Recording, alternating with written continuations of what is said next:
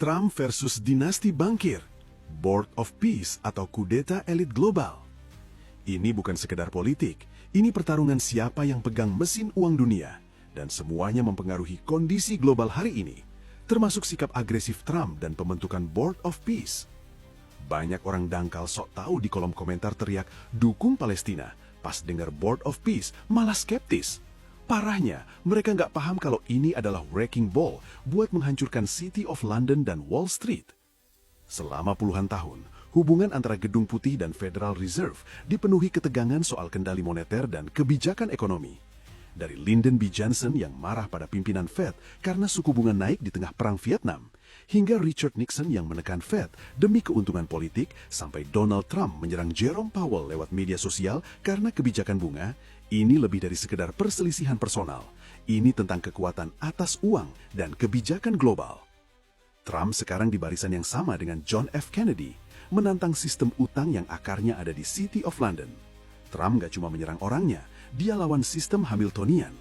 Aliansi elit Wall Street seperti JP Morgan dan jaringan transatlantik yang dilingkari Council on Foreign Relations atau CFR. Mereka pakai independensi Fed sebagai benteng buat nolak intervensi presiden. Pas Jerome Powell nolak turunin bunga, Trump nggak tinggal diam. Dia pakai Departemen Kehakiman buat investigasi Powell soal renovasi gedung Fed senilai 2,5 miliar dolar. Ini intimidasi? Bukan.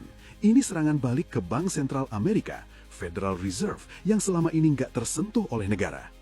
Kalian yang kritik Board of Peace, paham kan kalau Fed itu nggak bisa diintervensi pemerintah Amerika? Kalau ini aja nggak paham, jangan sok tahu mau kritik politik internasional, apalagi bahas Board of Peace. Lanjut dengan kemunculan Board of Peace di Davos, Januari 2026. Ini bukan PBB yang isinya cuma debat kusir. Ini adalah arsitektur tandingan buat mematikan rules-based order yang dikontrol elit globalis. Apa motif Trump? Yaitu privatisasi perdamaian. Dia bikin model pay to play, keanggotaan permanen seharga 1 miliar dolar. Sekali lagi, yang bayar itu anggota permanen, sedangkan status keanggotaan Indonesia saat ini dikategorikan sebagai anggota berjangka selama 3 tahun. Jadi Indonesia bukan anggota permanen. Dengan duit dari Saudi Arabia dan Qatar, Trump punya dana rekonstruksi raksasa yang nggak perlu izin dari PBB atau organisasi lainnya.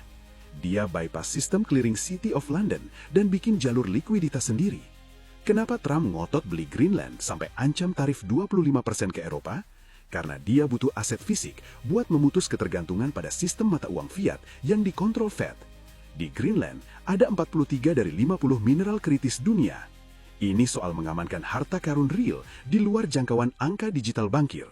Makanya, tokoh kayak Mark Carney, mantan pimpinan Bank of England, dicoret dari undangan Board of Peace pas dia kritik Trump. Siapapun yang nolak Board of Peace, sebenarnya mereka lagi bela sistem utang abadi yang pusatnya ada di City of London. Jadi buat kalian yang mau komentar soal Board of Peace, minimal paham dulu apa itu Spider's Web Finansial City of London. Jangan cuma dengerin influencer dangkal yang cuma bisa baca judul berita nggak ngerti ekonomi politik internasional dan nggak ngerti gimana sistem clearing euro dolar bekerja. Kalau kalian hujat tanpa paham geopolitik, kritik kalian itu lebih dangkal dari selokan. Dunia ini lagi diatur kayak bisnis properti. Dan Trump baru saja menggusur markas bankir elit global yang selama ini mengekang dengan bunga hutang. Udah panas otaknya? Bagus kalau panas. Sekarang coba tag influencer favorit lo yang peritik Indonesia gabung Board of Peace, tapi nggak tahu apa-apa soal City of London.